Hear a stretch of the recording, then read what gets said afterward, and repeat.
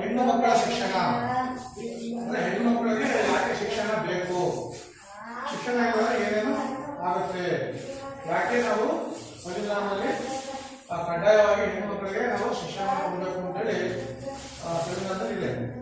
ಹಾಗಾಗಿ ಇದರ ಬಗ್ಗೆ ತಿಳಿಸ್ಕೊಳ್ಳಕ್ಕೆ ನಿಮಗೆ ನಮ್ಮ ಸಮಾಜ ವಿಜ್ಞಾನ ಶಿಕ್ಷಕರಾದ ಮೇಡಮ್ ಅವರು ಬಂದಿದ್ದಾರೆ. ಅವರು ನಿಮಗೆ ವಿಷಯವನ್ನು ತಿಳಿಸ್ಕೊಡ್ತಾರೆ. ನೀವು ವಿಷಯವನ್ನು ಮಾಡಿಸ್ಬೋದು. ಹೆಣ್ಣು ಮಕ್ಕಳ ಶಿಕ್ಷಣ ಕಾರ್ಯಕ್ರಮಕ್ಕೆ ಯಾಕೆ ಹೆಣ್ಣು ಮಕ್ಕಳಿಗೆ ಶಿಕ್ಷಣ ಬೇಕು ಅಂದ್ರೆ ಮೊದಲು ಪ್ರತಿಯೊಬ್ಬ ಹೆಣ್ಣು ಮಗು ಕೂಡ ಯಾಕೆ ಶಿಕ್ಷಣವನ್ನು ಪಡ್ಕೋಬೇಕು ಅಂದ್ರೆ ಮೊದಲು ಸಾಮಾಜಿಕ ಪ್ರಗತಿಯನ್ನು ಆಗಬೇಕು ಅಂತಂದ್ರೆ ಪ್ರತಿಯೊಬ್ಬ ಹೆಣ್ಣು ಮಕ್ಕಳಿಗೂ ಕೂಡ ಇರಬೇಕು ಶಿಕ್ಷಣ ಅನ್ನುವಂಥದ್ದು ಬೇಕು. ಸಾಮಾಜಿಕ ಪ್ರಗತಿಯ ಜೊತೆಗೆ ಪ್ರತಿಯೊಂದು ಹೆಣ್ಣು ಮಗು ಕೂಡ ಶಿಕ್ಷಣವನ್ನ ಪಡ್ಕೋಬೇಕು ಅಂತಂದ್ರೆ ತನ್ನ ಜೀವನದಲ್ಲಿ ಅವನೇನ್ ಮಾಡ್ತಾರೆ, ಉತ್ತಮವಾದಂತಹ ನಿರ್ಧಾರಗಳನ್ನು ತೆಗೆದುಕೊಳ್ಳಲು ಕೂಡ ಶಿಕ್ಷಣ ಅನ್ನುವಂಥದ್ದು ಸಹಾಯವನ್ನ ಮಾಡುತ್ತೆ. ಅದ್ರ ಜೊತೆಗೆ ಪ್ರತಿಯೊಂದು ಹೆಣ್ಣು ಮಗು ಕೂಡ ಶಿಕ್ಷಣವನ್ನು ಪಡ್ಕೊಂಡಾಗ ತನ್ನ ಕುಟುಂಬದ ಆರೋಗ್ಯ ಮತ್ತು ಕಲ್ಯಾಣ ಪರಿಸ್ಥಿತಿಯನ್ನು ಕೂಡ ಅವರು ಬದಲಿಸ್ತಾರೆ. ನೆಕ್ಸ್ಟ್ ಈ ಶಿಕ್ಷಣವನ್ನು ಪಡೆದುಕೊಳ್ಳುವುದರಿಂದ ಏನೇನು ಮಹತ್ವ ಸಿಗ್ತಿದೆ, ಏನು ಹೆಣ್ಣು ಮಕ್ಕಳು ಪ್ರತಿಯೊಬ್ಬರು ಕೂಡ ಶಿಕ್ಷಣವನ್ನು ಪಡ್ಕೋಬೇಕು ಅಂತಂದ್ರೆ ಫಸ್ಟ್ ಪಾಯಿಂಟ್ ಒಂದು ಆರ್ಥಿಕ ಅಭಿವೃದ್ಧಿ. ಕೇಳಿದ್ರೆ ಆರ್ಥಿಕ ಅಭಿವೃದ್ಧಿ ಅಂದ್ರೆ ಇವತ್ತು ಕೇಳಿದ್ರೆ ಪಾಠ ಮಾಡಿದೆ ಅದನ್ನು ಸರ್ಕಾರ ಅಂದ್ರೆ ಆರ್ಥಿಕ ಅಭಿವೃದ್ಧಿ ಅಂದ್ರೆ ಹಣಕಾಸಿನ ವ್ಯವಸ್ಥೆಯ ಬಗ್ಗೆ ಸುಧಾರಣೆ ಮಾಡ್ಕೊಳ್ಳೋಕೆ ಅಲ್ವಾ. ಪ್ರತಿಯೊಂದು ಕುಟುಂಬ ಕೂಡ ಏನಾಗಿರ್ತದೆ, ಬಡತನದ ಕುಟುಂಬವಾಗಿರ್ತದೆ. ಆದ್ರೆ ಪ್ರತಿಯೊಬ್ಬ ಹೆಣ್ಣು ಮಗು ಕೂಡ ಶಿಕ್ಷಣವನ್ನು ಪಡ್ಬೇಕು ಅಂದ್ರೆ ಶಿಕ್ಷಣವನ್ನು ಪಡ್ಕೊಳ್ಳೋದ್ರೆ ನಿಮಗೆ ಉದ್ಯೋಗ ಅನ್ನುವಂಥದ್ದು ಸಿಗುತ್ತೆ. ಉದ್ಯೋಗ ಸಿಕ್ಕಿದಂಗೆ ನಿಮ್ಮ ಕುಟುಂಬದ ಆರ್ಥಿಕ ಪರಿಸ್ಥಿತಿ ಏನಾಗುತ್ತೆ, ಬದಲಾವಣೆ ಹೊಂದುತ್ತೆ. ಅಂತಂದ್ರೆ ನೀವ್ಯಾರು ಕೂಡ ಬಡವರಾಗಿ ಬರುತ್ತೆ, ಆರ್ಥಿಕವಾಗಿ ಬದಲಾವಣೆಯನ್ನ ಹೊಂದಿಲ್ಲ. ನೆಕ್ಸ್ಟ್ ನಿಮ್ಮ ಕುಟುಂಬದ ಆರೋಗ್ಯ ಮತ್ತು ಯೋಜನೆ ಅಂತಂದ್ರೆ ನೀವು ಹೆಣ್ಣು ಮಕ್ಕಳು ಅಂದ್ರೆ ನಿಮ್ಮ ಹೆಣ್ಣು ತಾಯಿ ಇದೆ, ಎಲ್ಲರಿಗೂ ತಾಯಿ ಅಂತಾರೆ ಅಲ್ವಾ, ಆ ತಾಯಿಯನ್ನು ಶಿಕ್ಷಣವನ್ನು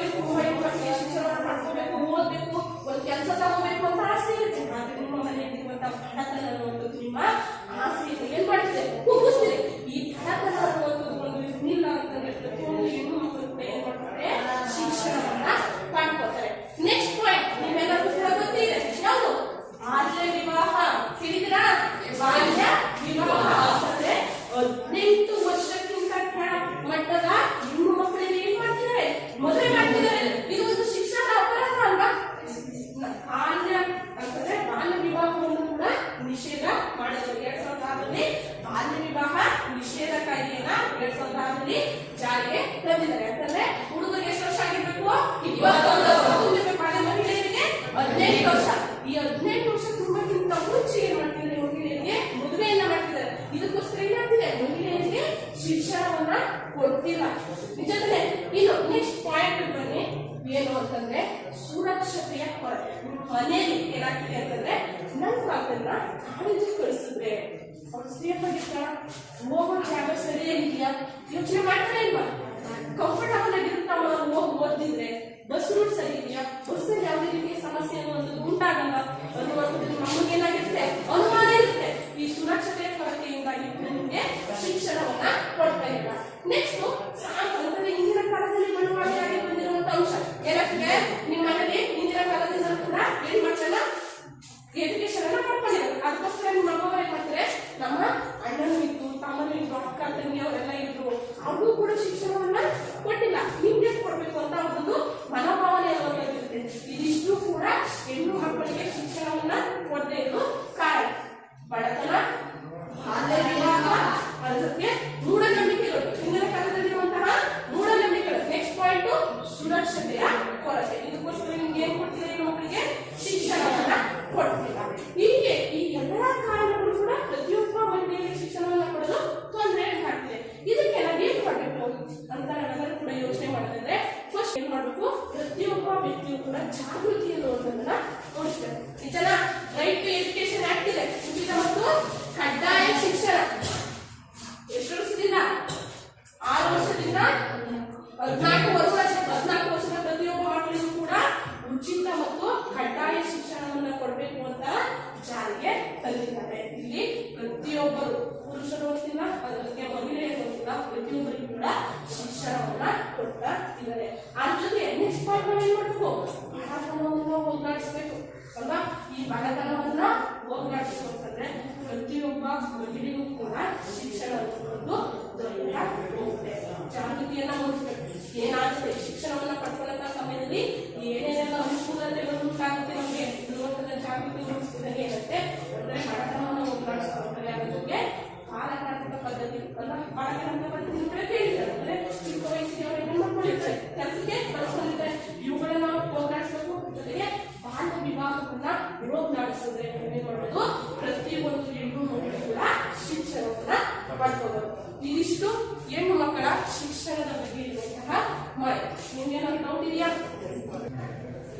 ನೆಕ್ಸ್ಟ್ ಹೆಣ್ಣು ಮಕ್ಕಳ ಶಿಕ್ಷಣದ ಬಗ್ಗೆ ಇನ್ನಷ್ಟು ಮಾಹಿತಿ. ನೆಕ್ಸ್ಟ್ ಏನೇನೆಲ್ಲ ಅನುಕೂಲ ಉಂಟಾಗ್ತದೆ, ಏನೇನು ಸಮಸ್ಯೆ ಉಂಟಾಗ್ತದೆ ಮಹಿಳೆಯರ ಶಿಕ್ಷಣವನ್ನು ಪಡ್ಕೊಳ್ಳೋದಕ್ಕೋಸ್ಕರ ನೆಕ್ಸ್ಟ್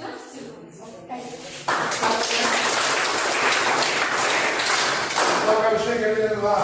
11ನೇ ತರಗತಿಯಲ್ಲಿ ಇದೇ ವಿಷಯ ಇರುತ್ತೆ. ಪ್ರಶ್ನೆಗಳನ್ನ ಕೇಳಬೇಕು.